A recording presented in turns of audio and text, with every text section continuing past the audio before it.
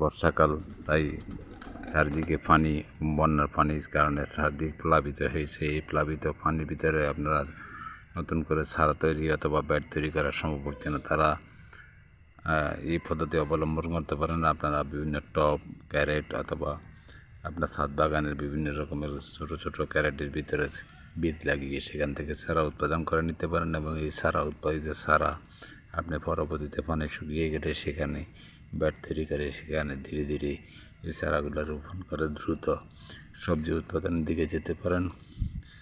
আমরা কৃষি এরিয়ার মাধ্যমে আপনাদেরকে দেখানোর চেষ্টা করতেছি, কারণ এই পদ্ধতি অবলম্বন করলে আপনি দ্রুত কাঙ্ক্ষিত ফসলের দিকে যেতে পারবেন এবং এই কাঙ্ক্ষিত ফসল উৎপাদন ছাড়া আমাদের খাদ্য এবং পুষ্টির চাহিদা পূরণ করা কোনোভাবে সম্ভব না। তাই খাদ্য এবং পুষ্টির চাহিদা পূরণ করতে হলে আমাদেরকে বিকল্প ব্যবস্থা নিতে হবে। সেই বিকল্প ব্যবস্থার একটি অংশ হলো এইটি, আগাম চারা তৈরি করা।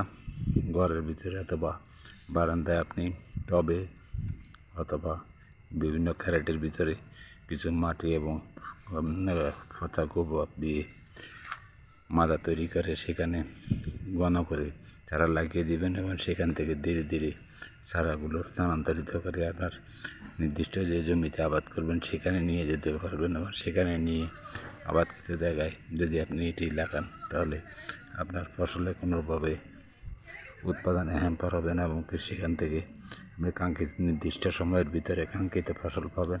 এবং এই কাঙ্ক্ষিত ফসল পাওয়ার জন্য ফসল পাওয়ার বিকল্প নেই এবং এই কাঙ্ক্ষিত ফসল পেতে হলে আপনাকে এই পদ্ধতি অবলম্বন করতে পারেন। এবং যদি আপনাদের কাছে এই পদ্ধতি ভালো লেগে থাকে কমেন্টসের মাধ্যমে জানাবেন এবং এইভাবে নতুন নতুন প্রযুক্তির মাধ্যমে আপনি আগাম যেসব শীতকালীন শাকসবজি আছে এবং বিভিন্ন রকমের সবজি ফসল আছে সেই সবজি ফসলগুলোর বীজ থেকে চারা উৎপাদন করে নিতে পারেন। চারা প্যাকেটেও আপনি চারা উৎপাদন করতে পারেন। এই পদ্ধতি অবলম্বন করে যদি চারা উৎপাদন করেন তাহলে আপনি নির্দিষ্ট সময়ে নির্দিষ্ট দূরত্বে আপনি সেই কাঙ্ক্ষিত চারা প্রতিস্থাপন করে কাঙ্ক্ষিত ফলনের দিকে যেতে পারবেন এবং এই ফলনের বিকল্প নিয়ে খাদ্য এবং পুষ্টির চাহিদা পূরণের জন্য আমাদেরকে এই পদ্ধতি অবলম্বন করতে হবে এবং এই পদ্ধতি অবলম্বন করে আপনি সফলতার মুখ দেখার সম্ভাবনা প্রায় 100%। তাই এখনই দ্রুত আপনি